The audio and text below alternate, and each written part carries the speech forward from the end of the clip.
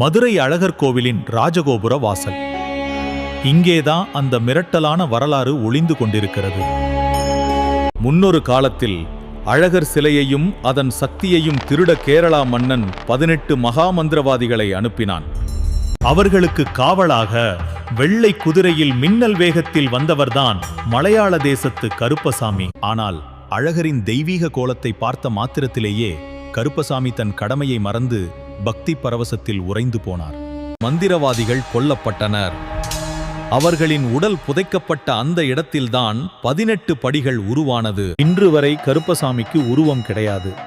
இந்த 18 படிகளும் சந்தனம் பூசப்பட்ட இந்த கதவுகளுமே அவராக வணங்கப்படுகிறது.